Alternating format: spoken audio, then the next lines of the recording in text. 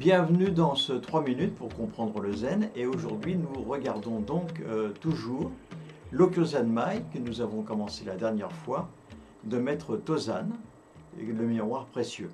Alors il faut que je vous explique que le miroir précieux en fait c'est ce que l'on appelle dans le zen un koan.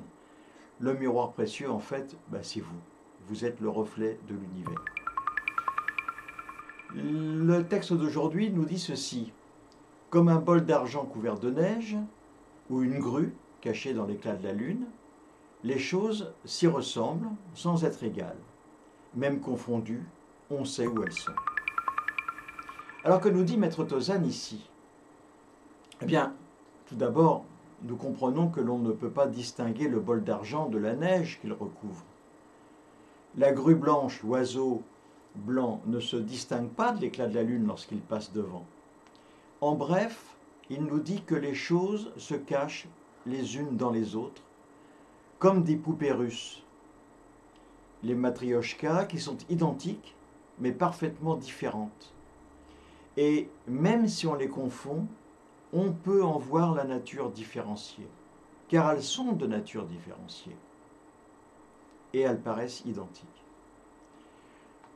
Lorsque l'on est dans un dojo, tous les moines sont habillés pareil, ils sont tournés vers le mur, et donc ils se ressemblent. Ils forment un ensemble totalement harmonieux, et pourtant, chacun d'entre eux est différent. Parce que chacun d'entre eux, tout d'abord une personnalité bien évidemment, mais chacun d'entre eux, à ce moment-là, déroule dans leur mental un film totalement différent.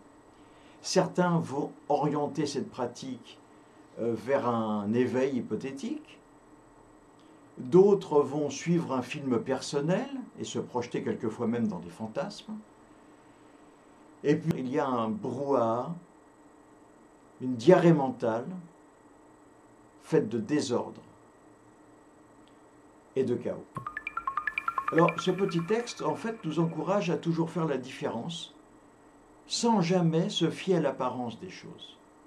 Ne pas confondre l'apparence et la différence. Et pourtant, l'une et l'autre se complètent. Harmonie et différence cohabitent donc en permanence, sans jamais se gêner l'une l'autre. Elles se frôlent simplement. Nous pouvons donc ici affirmer que l'harmonie subsiste dans la différence. Vous voyez, ce n'est pas très facile à comprendre. Alors, que cultivons-nous dans la pratique du zen, de la méditation zen? Eh bien, c'est cela, c'est cette harmonisation, et on la retrouve notamment dans la ritualisation et la codification des actes que nous accomplissons en pleine conscience au quotidien. Cette harmonie, nous la retrouvons également dans les cérémonies du matin, durant les repas, donc durant tout ce qui réunit la sangha dans la vie quotidienne.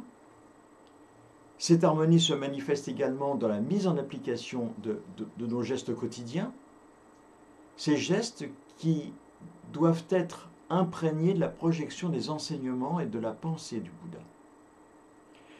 La grue qui se cache dans l'éclat de la lune, est-ce qu'elle peut se comparer à cette pensée dérangeante qui se cachait avant Zazen dans notre comportement ordinaire et qui soudain se révèle dans l'éclat du soleil de Zazen? Même si je confonds mon comportement ordinaire avec le comportement que la société souhaite, ce comportement qui est aussi démontré dans les enseignements, je sais précisément quelle différence je peux faire entre ces deux façons, entre ces deux comportements. Je connais précisément où se situe la source originelle. Alors, bien sûr, je dois découvrir où je me cache en réalité. Zazen est la mise en lumière qui contient la réponse à cette question. Et si vous ne l'avez pas encore fait, et si vous savez où se trouve un dojo proche de chez vous, eh bien n'hésitez pas à aller faire un petit tour. Voilà, c'est tout pour aujourd'hui. En attendant la prochaine vidéo, eh bien je vous demande simplement d'essayer d'être heureux, juste pour montrer l'exemple. Et je vous dis à bientôt.